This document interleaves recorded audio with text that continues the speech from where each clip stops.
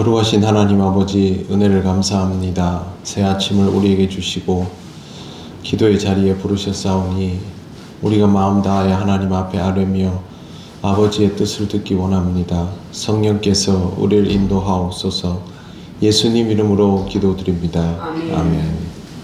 찬송가 305장 하나님께 찬양드립니다. 나 같은 죄인 살리신 주 은혜 놀라워 잃었던 생명 찾았고 광명을 얻었네. 큰 죄악에서 건지신 주 은혜 고마워. 나 처음 믿은 그 시간 귀하고 귀하다. 이제껏 내가 산 것도 주님의 은혜라. 또 나를 장차 본향에 인도해 주시리. 거기서 우리 영원히 주님의 은혜로 해처럼 밝게 살면서 주 찬양하리라.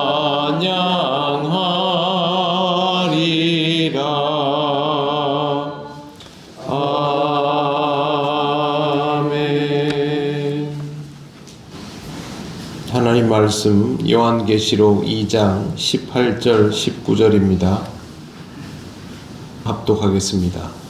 두아디라 교회의 사자에게 편지하라. 그 눈이 불꽃 같고 그 발이 빛난 주석과 같은 하나님의 아들이 이르시되, 내가 내 사업과 사랑과 믿음과 섬김과 인내를 아노니 내 나중 행위가 처음 것보다 많도다. 아멘. 오늘은 두아디라 교회에 보낸 편지의 시작입니다. 두아디라는 지정학적으로 버가모에서 동남쪽으로 약 64km 떨어진 곳에 위치한 도시입니다. 이 도시는 펠로피아, 유히피아라는 곳으로 불렸고 지금 이름은 아키사르입니다. 이곳은 알렉산더 대왕이 페르시아를 정복한 후에 군사적 요충지로 세운 전략 도시입니다. 일반적인 도시와는 조금 형태가 다른데, 알렉산더 대왕이 통치를 하고 약 100년 뒤에 주전 190년경에 로마에 속해지면서 이제 무역을 하는 도시로 그렇게 이제 변모가 됩니다. 두 개의 계곡 사이에 위치한 좀 특이한 도시입니다.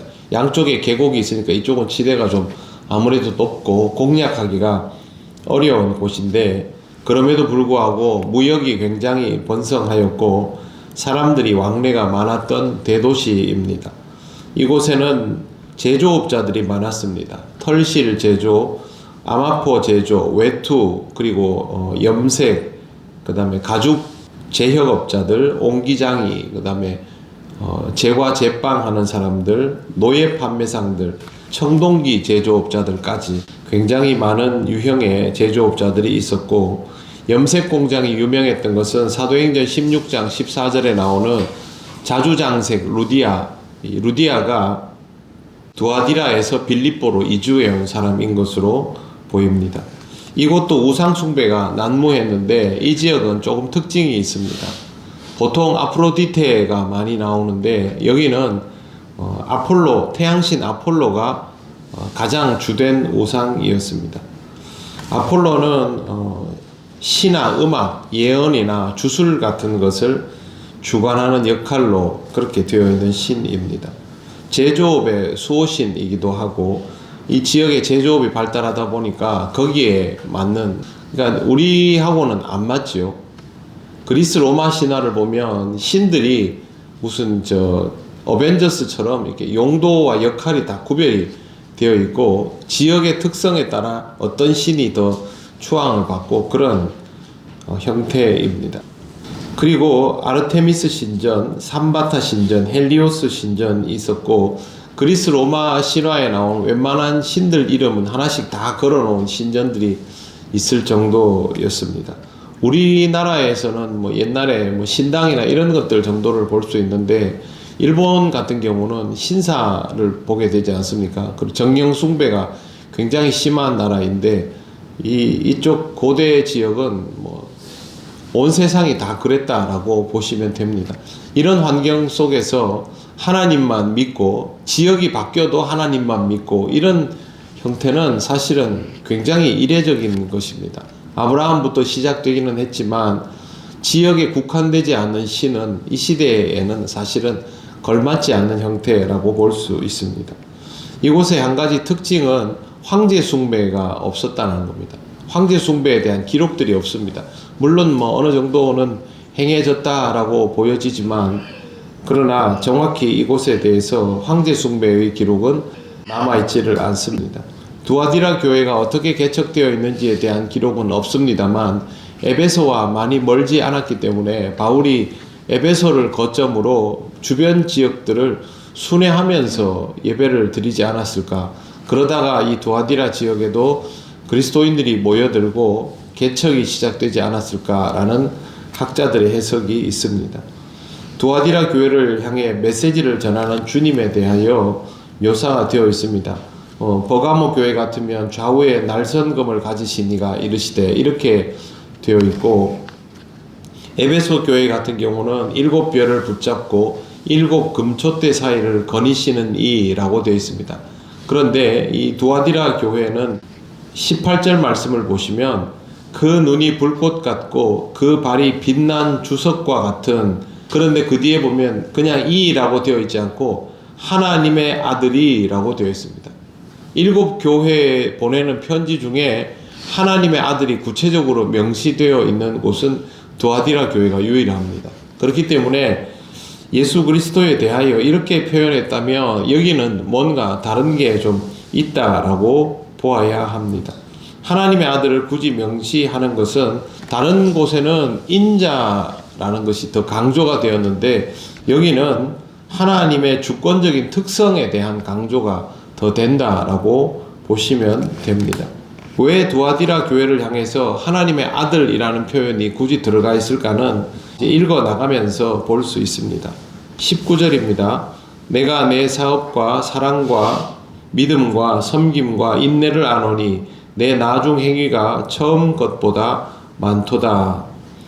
주님은 먼저 칭찬을 하셨습니다. 제일 먼저 너의 사업이라고 되어 있습니다.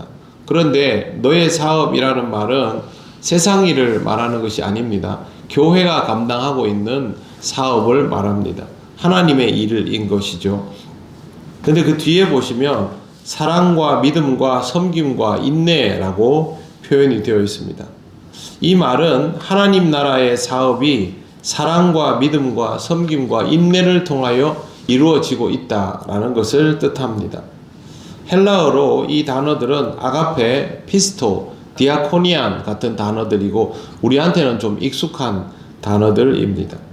하나님 나라의 사업은 무언가 성과를 내는 것이 중요하지 않고 어떤 구성을 통하여 그 사업이 이루어지느냐라는 것이 더 중요하다라는 것을 여기에서 볼 수가 있습니다. 사랑이 없는 사업, 믿음이 없는 사업, 그리고 섬김이 없는 사업, 인내하지 못하는 사업은 하나님 나라 사업의 정체성을 지켜나갈 수 없다라는 것을 볼 수가 있는 것입니다. 기독교 역사를 보면 이 답은 쉽게 나옵니다. 기독교가 국교로 공인받았던 것이 성공적인 결과로 이어졌는가? 십자군 전쟁이 성공적인 결과로 이어졌는가? 종교개혁이 성공적인 결과로 이어졌는가? 영적 각성운동이, 오순절 부흥운동이 성공적인 결과로 이어졌는가? 그걸 보면 됩니다. 만약에 그것이 복음적인 역사로 성공적인 결과로 이어졌으면 그 하나님 나라 사업은 믿음과 사랑과 섬김과 인내가 있는 사업이었던 것이고, 그것이 결과적으로 그렇게 이어지지 않았다면 하나님 나라의 사업이라고 구실이 붙어 있지만 실제로는 그런 일이 아닌 것이죠. 우리나라에 지난 연말에 다가오면서 기독교 집회가 몇 번 있었습니다. 그런데 지금 그것 때문에 굉장히 사람들 입에 많이 오르내립니다. 좋은 의도로 수많은 사람들이 모였지만 결과적으로 그 그룹을 이끌었던 사람들이 지금 정치적인 현실에 대하여 서로 갈등을 일으키는 것을 보면서 지금 아주 한국교회가 세상 사람들의 입에 반찬처럼 그렇게 오르내리고 있습니다. 그러면 우리는 이 지점에서 과연 그 사업이 사랑과 섬김과 인내와 믿음으로 이루어진 사업인가 아닌가를 판단해 보아야 하는 것이죠. 교회의 역사도 마찬가지입니다. 우리가 하고 있는 하나님의 일들이 이런 구성 요소들을 지켜나가면서 이루어지고 있는가 아닌가를 살펴보아야 합니다. 그렇지 않으면 좋은 일을 했음에도 불구하고 열심히 사역을 했음에도 불구하고 하나님 나라에 합당하지 않은 것이 되어버리면 허사가 됩니다. 그래서 두아디라 교회의 이 모습을 통해서 이 부분들을 점검해 보아야 하는 것이죠. 두아디라 교회는 특징이 있습니다. 19절 마지막에 보시면 내 나중 행위가 처음 것보다 많도다 라고 되어 있습니다. 점점 잘했다는 것이죠. 교회는 이 부분이 되게 중요합니다. 점점 잘했다는 말은 그 안에 들어가 있는 이 구성 요소들을 잘 채워 나갔다라는 뜻이기 때문입니다. 우리 교회도 점점 더 좋아지는 그런 교회가 되어 간다면 우리가 이 네 가지 구성 요소들을 항상 잘 의식하면서 감당해 나가고 있다라고 그렇게 생각해도 좋을 것입니다. 앞으로도 우리 교회는 이런 구성 요소의 건강함을 지켜나가면서 하나님 나라의 일을 감당하는 교회가 되어 갈 것입니다. 여러분 자신도 이 구성 요소들을 잘 지켜가면서 신앙적인 정체성을 지켜나가면서 하나님 나라의 일들을 기쁘게 감당하시기를 바랍니다. 기도드리겠습니다. 하나님 은혜를 감사드립니다. 우리에게 주신 모든 상황들 속에서 하나님을 향한 믿음과 또 하나님께서 주신 것들의 은혜에 감사하고 사랑과 섬김과 인내로 이 일들을 감당해 나가기를 원합니다. 우리의 신앙적인 정체성을 잘 지키게 하시고 그 상황을 통하여 하나님을 기쁘시게 하는 그리스도인들이 되게 하여 주시옵소서. 오늘 우리가 감당하게 되는 모든 일들도 하나님께 영광이 되기를 원합니다. 성령 하나님 우리를 인도하옵소서. 예수님 이름으로 기도드립니다. 아멘. 하늘에 계신 우리 아버지, 아버지의 이름을 거룩하게 하시며 아버지의 나라가 오게 하시며 아버지의 뜻이 하늘에서와 같이 땅에서도 이루어지게 하소서. 오늘 우리에게 일용할 양식을 주시고 우리가 우리에게 잘못한 사람을 용서하여 준 것 같이 우리 죄를 용서하여 주시고 우리를 시험에 빠지지 않게 하시고 악에서 구하소서. 나라와 권능과 영광이 영원히 아버지의 것입니다. 아멘.